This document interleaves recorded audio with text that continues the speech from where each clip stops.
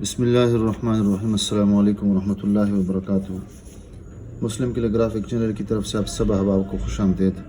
اردو خط نص تعلیق لاہوری طرز تختی نمبر 6 مرکبات کے ذیل میں آج ہماری دوسری ویڈیو ہے جو طوا اور لمبی با پر مشتمل ہے۔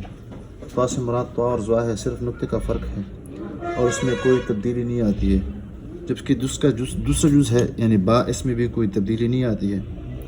اس کا جو لوکیشن ہے، اس کو یہاں پہ یعنی اس کا جو الف والا حصہ ہے سطر اول سے تھوڑا سا تقریباً نصف قط پر شروع کرتے ہیں، اور تقریباً جس طرح الف 3 قط ہوتا تھا یہاں پر یہ بھی 3 قط اس کا الف ہو جائے گا۔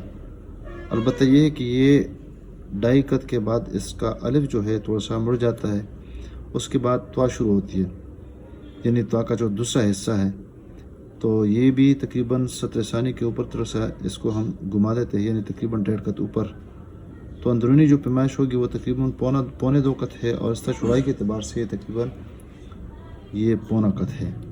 اس طرح یہ لمبائی جو ہے یہ پورا قط ہے، اس طرح یہ تقریباً 2 یا کچھ کم قط ہے۔ اور پھر اس کا جو دوسرا حصہ ہے با، یہ یہاں سے تقریباً اس کی جو موٹائی شروع ہوتی ہے یہ تقریباً نصف قط ہے، پھر یہ 1.25 قط ہے، پھر آہستہ آہستہ یہ مڑنا شروع ہو جاتی ہے با، اور آخر میں یہ تقریباً پورا قط اس کی جو موٹائی ہوتی ہے وہ شروع ہو جاتی ہے۔ یہ جو لمبائی کے اعتبار سے ہم اس کو دیکھتے ہیں تقریباً یہ 9، 11، 13، ہم اس کو اکثر 11 قط بنا دیتے ہیں، اور اس کی جو گہرائی ہوگی وہ تقریباً 1.5 قط ہوگی، یعنی 1 سے 1/2۔ یہ آخری حصہ جو ہے تقریباً سطر ثانی سے 1 قط نیچے، اور نچلا جو حصہ ہے تقریباً نصف قط 1/2 ہے۔ یہ جو حصہ یہ تھوڑا سا اوپر ہے، اور یہ تقریباً اگر یہاں سے یعنی قط کے اعتبار سے دیکھا جائے تو یہ تقریباً 1.5 قط اوپر ہے، اور اگر نقطے کے اعتبار سے دیکھیں تو تقریباً 1 قط یہ اوپر یعنی 1 نقطہ اوپر ہے۔ اب اس کو ہم شروع کرتے ہیں اور اسی طرز پہ انشاءاللہ آپ کے سامنے بنا دیتے ہیں۔ آپ کو معلوم ہے کہ یہ سطر اول ہے، یہ سطر ثانی نشست والی کرسی ہے۔ سطر اول سطر ثانی کے درمیان کا جو فاصلہ ہے وہ 3 قط ہے، اور سطر ثانی اور نشست اور کرسی کے درمیان کا جو فاصلہ ہے وہ بھی 2.5 قط ہے۔ آپ کے سامنے انشاءاللہ ہم اس کو شروع کرتے ہیں، اور اسی طریقے پہ جس طرح ہم نے بنایا ہے، اور وہ سطر اول کے اوپر تقریباً نصف قط یہاں سے ہم الف شروع کرتے ہیں، اور پھر جس طرح الف اوپر نیچے نوکدار ہوتا ہے اس طرح یہ بھی اوپر نیچے نوکدار ہے، اور یہاں پر اس کو موٹا بنا دیتے ہیں۔ پھر اس کے بعد یہ 2.5 قط کے بعد یہ مڑنا شروع ہوتا ہے، اور معمولی سا اس کو موڑ دیتے ہیں، اور پھر اس کے بعد یہاں سے اس کو ہم اس کے قریب لاتے ہیں اور اس کو اندر سے سیدھا موڑ دیتے ہیں۔ پھر اس کے بعد اس کی سیدھ میں 1.25 قط یعنی 1/4 قط جس کو کہتے ہیں، یہ اس کا اتنا موٹا کر دیتے ہیں اور یہ حصہ پتلا کر دیتے ہیں۔ یہ اس کے ساتھ ہم سیدھا لاتے ہیں۔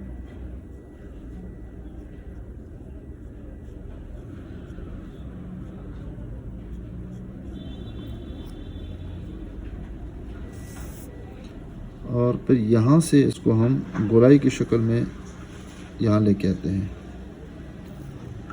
چلو دوبارہ میں بنا دیتا ہوں، اور وہ اس طرح کہ یہاں سے ہم شروع کرتے ہیں،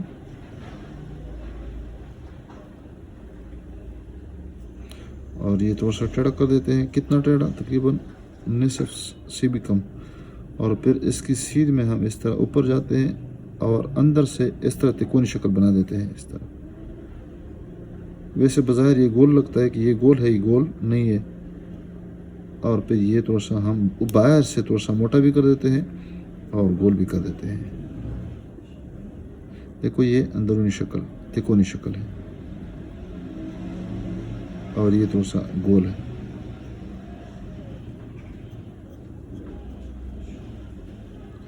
پھر اس کے ساتھ اس طرح ایک گول لکیر لے کے آتے ہیں اسی لکیر پہ، اور پھر اس کے ساتھ اس کو ہم موٹا شروع کر دیتے ہیں، اور آخر میں تکونی نشما شکل اس کی ہم بنا دیتے ہیں۔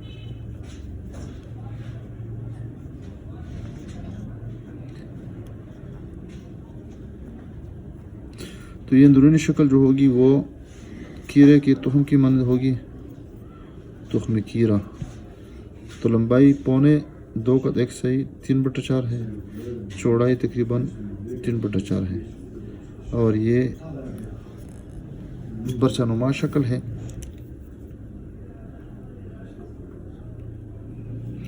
और ये अलिफ नुमा शक्ल है। तो इसकी जो लंबाई होगी वो ये आप देख सकते हैं 30 से पर ये अलिफ मुड़ गया है।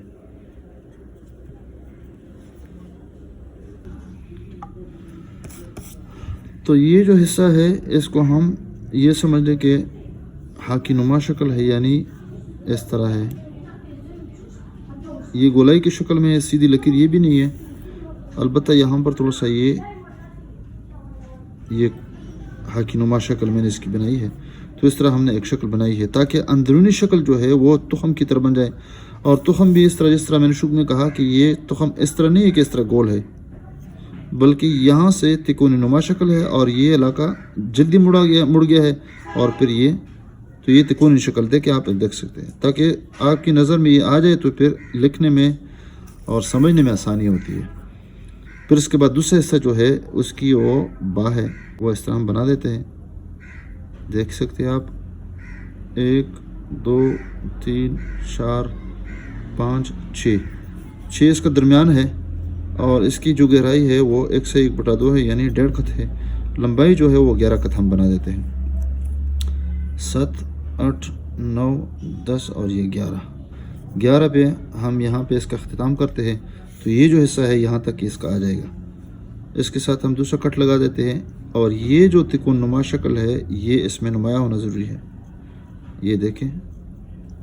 और फिर इसके बाद हम टक लगा देते हैं ताकि लिखने में आसानी हो और ये नुक्ता आपस में आराम से मिल जाए, यानी एक ही झटके के साथ नहीं बनानी है। चाहे गलत हो जाए, हम अपने साथियों को कहा करते हैं कि गलत बनाओ लेकिन झटके ख़ताती के उसूल में नहीं है। तो यहाँ पर मैंने कलम को थोड़ा सा तिरछा पकड़ा है और यहाँ से हमने शुरू किया है और कलम आहिस्ता आहिस्ता फिर ये मोटा हो जाएगा निसब तक, फिर कलम खुद ब खुद मुड़ जाएगा। और मैंने हाथ इसके साथ मैं नहीं चला रहा हूँ बल्कि कलम को मैं चला रहा हूँ ताकि लफ्ज़ ख़राब ना हो। और फिर ये आप देख रहे हैं कलम का आखिरी नोक मैंने इस्तेमाल किया और फिर इसके साथ मिलाने की हमने कोशिश की। तो आखिरी हिस्सा जो है अब यहाँ पर इसको देख सकते हैं, इसको हमने नुमाया करना है ताकि इसमें ये कोना नज़र आ जाए और ये हिस्सा ये भी नुमाया होना ज़रूरी है। देखें, तो अगर इसकी पैमाइश हम कर ले तो यहाँ से तकरीबन निसफ कत है, पौना कत है, फिर आहिस्ता आहिस्ता ये पूरा कत शुरू होता है। तो ये 1/2 है और ये 3/4 है, ये पूरा कत है और ये भी पूरा कत है। इसको मैं ताज़ा करता हूँ ताकि साफ़ हो जाए।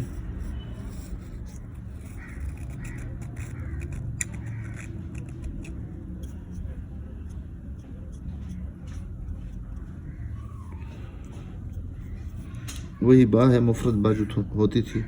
तो ये एक का नुक्ते के बराबर हो जाएगा ये इलाका और आहिस्ता आहिस्ता ये ज़मीन के साथ मिलना शुरू हो जाएगी ये बा। और मामूली सी तकरीबन ये 2.25 कत ये ज़मीन पे लगी है और ये हिस्सा तकरीबन 1.5 कत निसफ कत ये इसका आ गया है और ये 1 कत आ गया।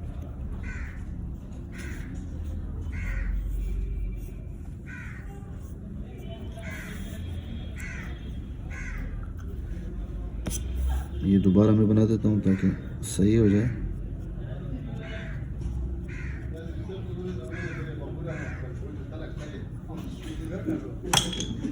तो कट पेन के साथ अगर हम इसको बनाना चाहें तो भी इसी तरीके पे बना देंगे।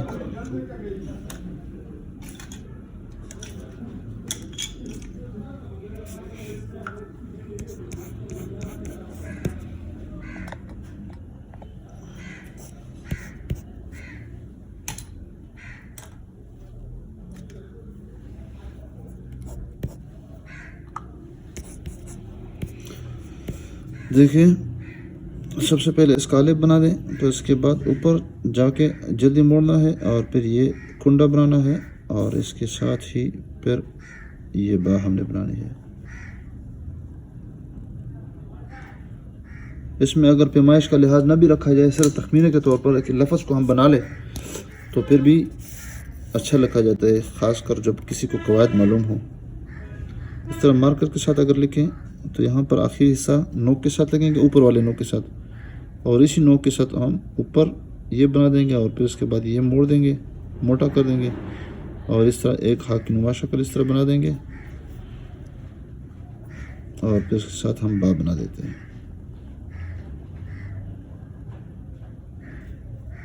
اور یہاں پر صرف ہم چھوٹی انگلی کا سہارا لیتے ہیں، یہاں پر دیکھ سکتے ہیں پورا قلم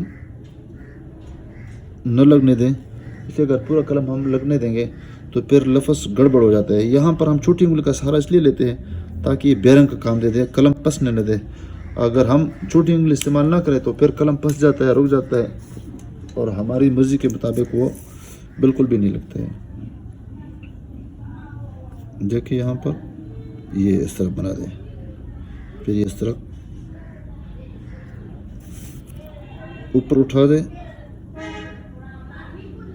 اور الف چھوٹا بنا دیں۔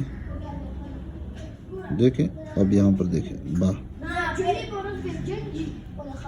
با ویسے لوگ اس کو گول بناتے ہیں، میں اکثر بتایا کرتا ہوں کہ گول بھی نہیں ہے، سیدھی بھی نہیں ہے، البتہ تھوڑی سی اس میں گولائی ہے۔